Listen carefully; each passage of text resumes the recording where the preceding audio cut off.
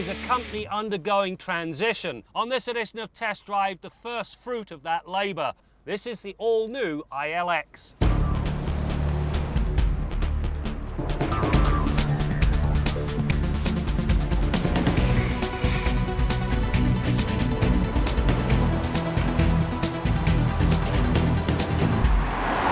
The ILX is entering what is rapidly becoming an emerging segment, one that is likely to grow if the cost of gas continues to rise. There are many potential purchasers that want luxury but also want to tone down the cost of operation.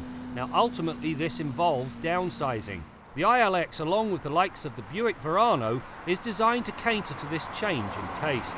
An Acura wouldn't be an Acura unless it was loaded with amenities, and this ILX is no exception, especially if you go with the technology model. When you do that, 360-watt sound system, navigation system, heated leather seats, power moonroof, and a noise cancellation system that actually helps to keep the cabin quiet.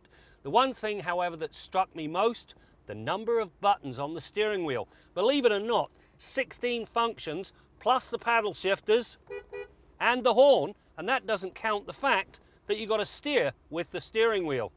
If you've got a button fetish, you've got a fan.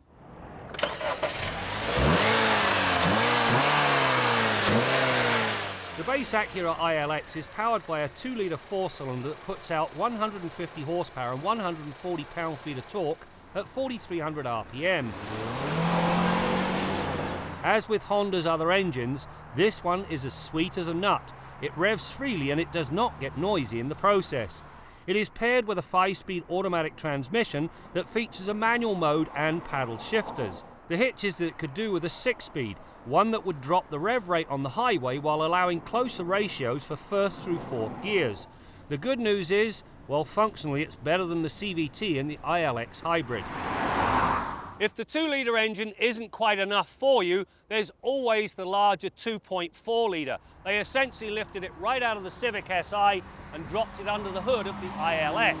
It really does amp up performance, but there is a slight hitch. You cannot get a manual transmission with the 2-litre engine. You cannot get an automatic with the larger 2.4-litre engine. Both engines demand both transmission choices. I hope Acura gets the message soon. When it comes to the handling side, the ILX is very nicely balanced. It delivers the ride comfort demanded of an entry-level luxury car without sacrificing the handling characteristics. The amount of body roll is minimal, yet it takes a pretty gnarly piece of road to upset the ride composure. It's a well-sorted setup that caters very well to divergent needs. The back seat of this ILX is very spacious and will accommodate 2 adults quite comfortably.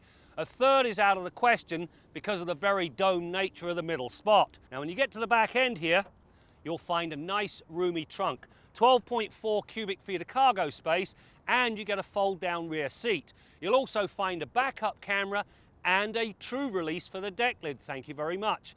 The disappointment? These hockey stick style hinges. They will crush anything placed beneath them. Now if the ILX is on your shopping list, there is an important consideration.